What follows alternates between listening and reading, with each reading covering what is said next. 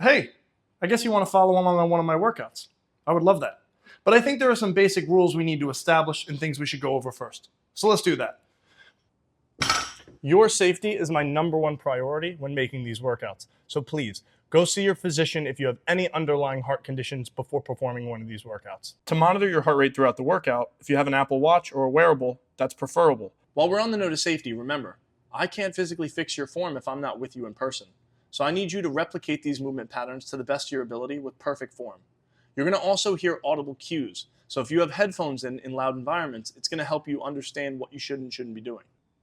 To get the most out of these workouts, simply set your phone or tablet up, follow along with the instructions and try to keep pace, and just work hard. Some workouts might use equipment where it's unsafe to watch the video while trying to perform the exercise at the same time. So for these, I advise watch the video, then rewind, set your phone up off to the side, and then perform the exercise while only listening to the audible cues. Use your own best judgment for this. Oof, that made things awkward. And that's essentially it. Follow these workouts, work as hard as you possibly can, and on a week-to-week basis, make sure you're thinking of increasing one variable like weight or reps or tempo or something. The last thing I want to say is just a thank you. The fact that you're here with me today tells me that you're willing to dedicate energy and time to try to better yourself, and the fact that you're using me as a resource to do so really does mean a lot. So thank you with all my heart, and enjoy your workout.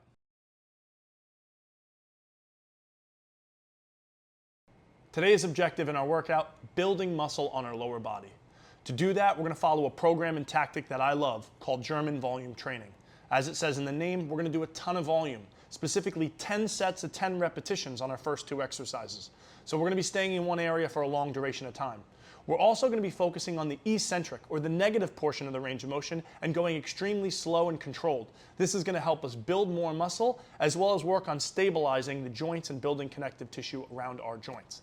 This is a wonderful way to shock your central nervous system and start growth everywhere in your body, and I'm excited for you to follow along. This is extremely challenging, so get ready for your German volume training lower body workout.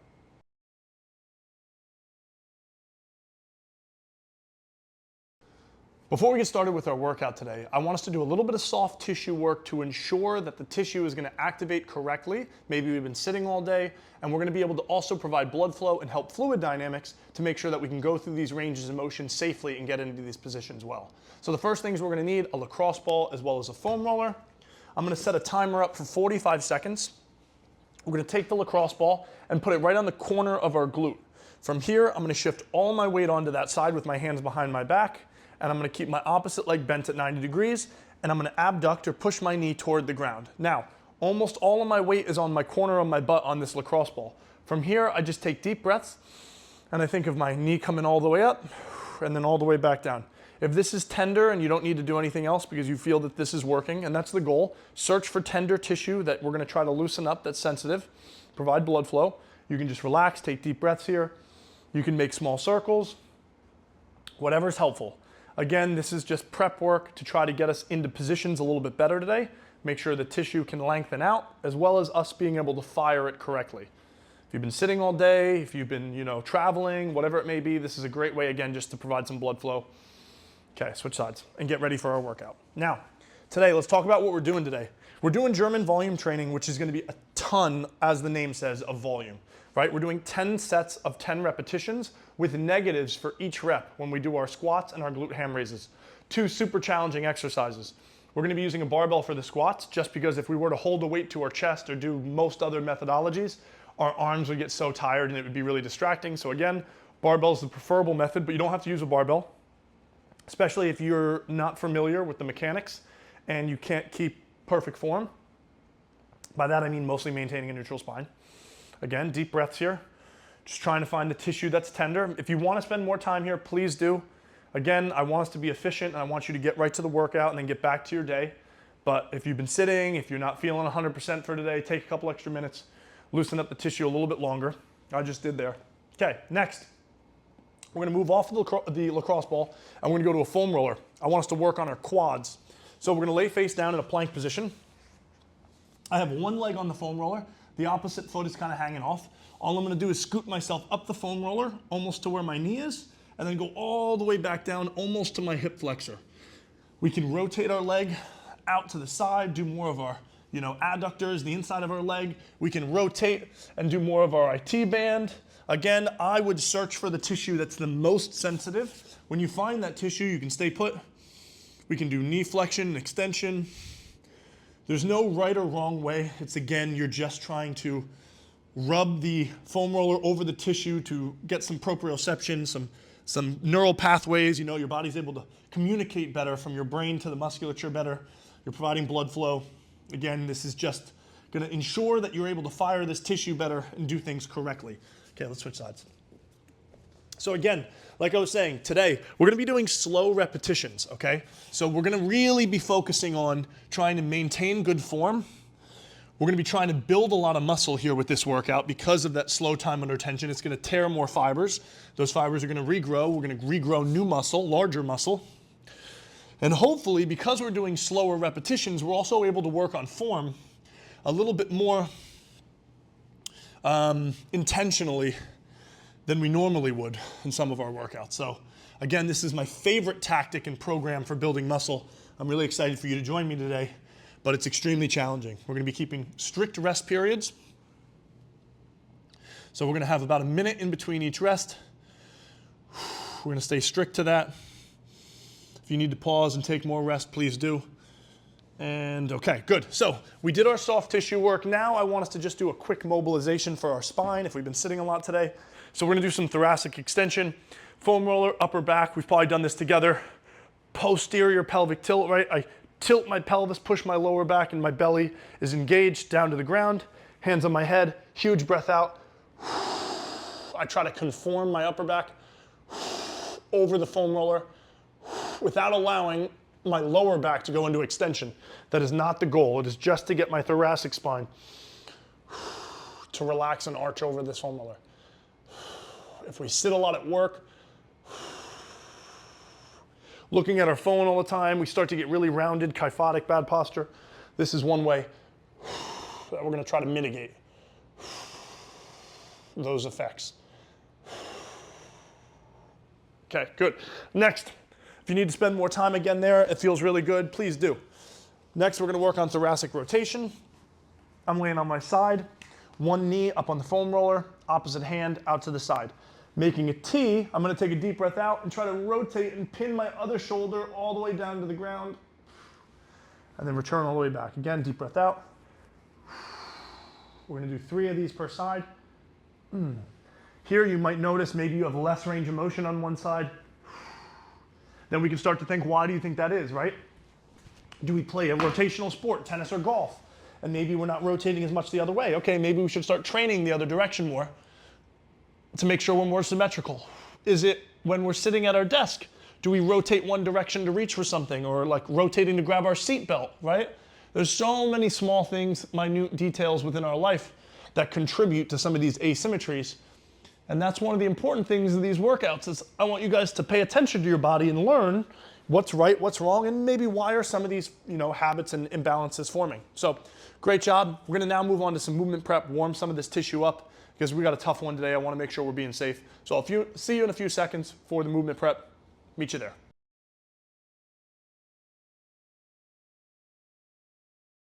All right, movement prep. The 2 things that we're gonna do right now are gonna just require a mini band and then no equipment for the second one. The first thing we're gonna do is we're gonna set a timer for 1 minute and we're gonna do a lateral band walk and we're gonna do 10 squats at the very end of that. Again, the main movement pattern we're gonna be performing the most repetitions of today is gonna be a barbell back squat. So I want us to take ourselves through a little bit of that exact motion and warm up some of the muscles we're gonna use in it. So we have a 1 minute timer set. All we're gonna do is take lateral steps to the side with the mini band anywhere from our ankles to right below our knee. As I take these steps, I wanna ensure that my feet are straight and they're not rotating out to the side, as well as I'm not stepping with my foot and my knee collapsing in. The point is getting my glute involved, which is abduction. So I wanna think of pushing my knee out to the side to make sure my glutes work. Taking deep breaths. Again, from the side, I have a slight knee bend, a slight hip hinge. If you stand tall, you're not gonna activate the tissue of your glute as much as you would if you hip hinged. Deep breaths here. Again, a great way to get your glutes active. We're gonna be using these a lot today. The concept of today's workout is we're pairing a movement for lower body that works more the front side, our quads, and then we're gonna pair it with something that works more the back side, our hamstrings and glutes. So while one gets sort of a rest, the other is gonna activate, and then we get a short rest period in between. And we're doing a ton of volume and very slow repetitions, and I promise this is one of the best ways to build muscle. I've found so much success with this as well as with some of my clients. Good, so next, I'm gonna be doing 10 repetitions of a squat. So I think of feet a little wider than shoulder width apart, externally rotate my feet into the floor so my knees kind of turn out a little bit. That's super important when we squat. Hands out in front, slow on the way down, stand tall, squeeze button belly. 1, 2, 3, and this is gonna practice the tempo that we're gonna use today in our squats.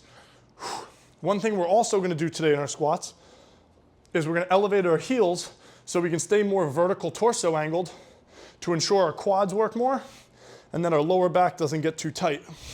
6, again, if you look from the side, I try to stay as upright as I can.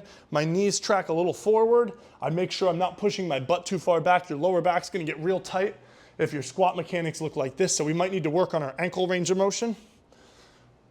Last one, slow, slow, open those hips. Okay, that's 10.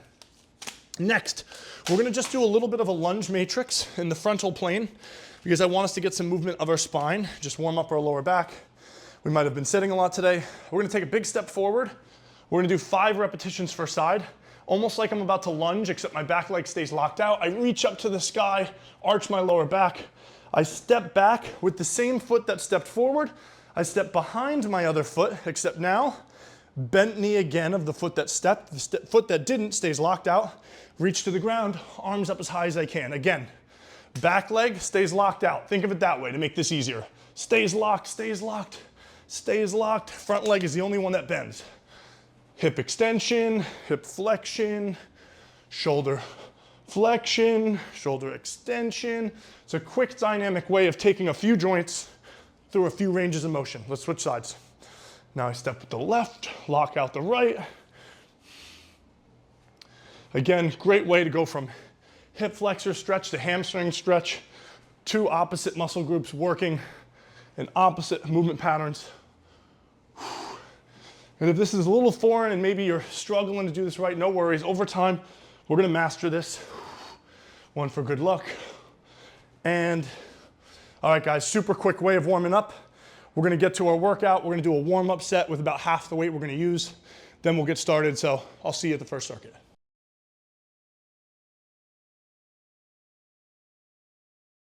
Circuit 1, we got 2 exercises. We're performing 10 rounds of 10 repetitions for each exercise. Each exercise, we will also do a 3-second eccentric, nice and slow. Again, maximize building muscle. We're gonna have to use less weight, probably 70% of the weight we would normally use for the first exercise. The second is body weight. We can use bands if we need. The first movement pattern we're gonna perform is a barbell back squat. Reason being, a barbell, you don't have to hold the weight to your chest. Your arms would get so tired with the amount of time under tension that we're gonna be performing. We're also gonna use some plates under our heels to elevate our heels to make us more upright, to work our quads a little bit more and take some tension off of our lower back that could hypothetically be there if we don't have perfect form. Number 2, we're doing a glute ham raise in which we're gonna slowly let ourselves fall toward the ground, the opposite of a hamstring curl machine. So we're gonna have to find somewhere that we can stick our legs under an object, under something safely that can hold us in place. And we're gonna again work on our hamstrings. Some gyms will have a glute ham raise machine. So first up, let's start with these squats.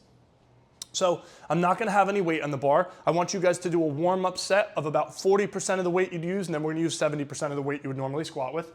So the first step is we're gonna step under the barbell, retract our shoulder blades, pick it up with good form. Now, again, I mentioned I have 2 weight plates behind me. The reason being is I can keep a much more vertical torso angle because my knees can travel forward more than hypothetically if I didn't, I might be more hinged over and my lower back would work more. So we're gonna be doing 10 reps of 3-second negatives. What does that look like? As I descend down, I open my hips up. 1, 2, 3. When I get to the bottom, I stand tall, squeeze button belly. Again, 1, 2, 3, stand, squeeze button belly. We're gonna make sure we're keeping a vertical torso angle. Our knees are tracking forward over our toes so we can stay upright. We're pushing our hips open, making sure our knees do not collapse in, activating our glutes. I'm making sure I'm keeping a tight belly. Deep breath of air in, I push out against my abdominal wall, like I'm pushing out against a weight belt. This is 9. Nice and controlled. Again, here we can work on our squat form. Okay, 10. Now, we rack this up. Now we're gonna immediately go into our second exercise, which is gonna be a glute ham raise. Okay, now we're doing the glute ham raise. If you do not have a glute ham raise machine at your gym, or if you do not have an easy way to quickly set yourself up, do the hamstring curl machine. You might have to run back and forth between your squat rack and hamstring curl machine, but again, the goal is to work our hamstrings, so you can switch this exercise out. I have 2 heavy dumbbells with kettlebells behind them. All I'm gonna do is lock my feet under them, and then I'm gonna think of slowly going into knee extension with my hips forward and a tight belly. I'm gonna slow myself down with my hamstrings, and now I'm gonna press like an explosive push-up and pull myself up. Again, using my hamstrings. I wanna make sure I don't hinge my hips back and my hips are fully extended. 10 reps, 3 seconds. 1, 2, I catch, I explode, that's number 2. I feel this all in the back of my legs. Again, you might be a little more comfortable if you use an actual glute ham raise machine. If you don't have it, please don't worry about setting this up. I personally do not have a hamstring curl machine in the gym here, so I have to set myself up this way. Hamstring curl machine is probably preferable. This is a little healthier of a movement pattern in my opinion. Slow, slow, slow. Again, really focusing here. We do not want to arch our back and go into extension. Tight belly, almost like a posterior pelvic tilt. 7, 3 more. Just be safe and choose an exercise that you're comfortable with. This is number 9. Ooh, really intense behind the legs, last one. Ooh, okay. So there you have it. First round done. We're gonna take a 60-second rest, and then we're gonna come back and do 9 more rounds. I know it's a ton. Bear with me, guys. I promise this is gonna help you build muscle in a new way that you never have. Put your head down, work hard, follow the structure of this. You can pause it and do your own structure. You don't have to watch the video. I know it's a lot of rounds, but just enjoy. Work hard. I'll see you in a second for the next group of exercises.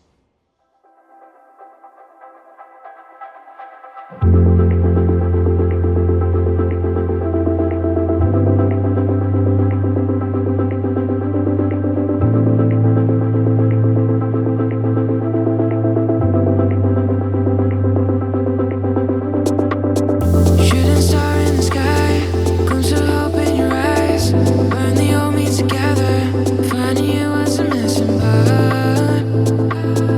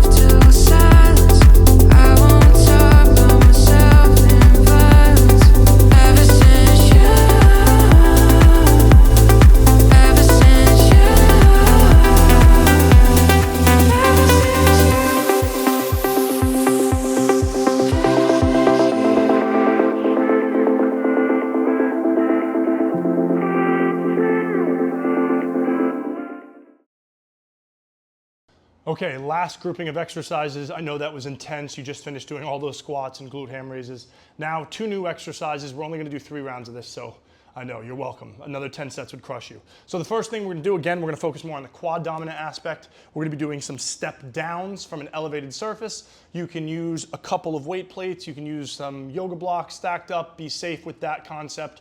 A bench is probably too tall, but just find something that's about 6 to 10 inches tall.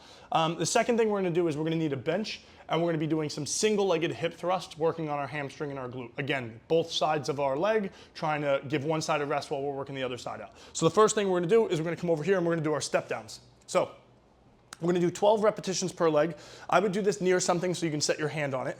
We're gonna think of going into as much knee flexion as we possibly can, getting our knee to track over our toes to emphasize our quad working, and then we're gonna stand up tall, squeezing our butt and our belly. Again, 3 seconds on the descent. My knee is traveling straight over my toes. It is not collapsing in. I think of externally rotating my foot. Good. Again, knee far forward.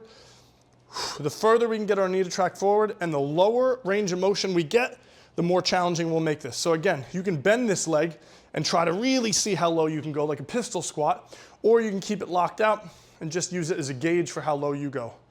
12 total. Again, slow time under tension. This is a great one for knee health. 10, 2 more. Last rep. Again, I would use something to stabilize and balance yourself. Let's switch sides. I'll give you a side view. Reach that foot out, try to get low.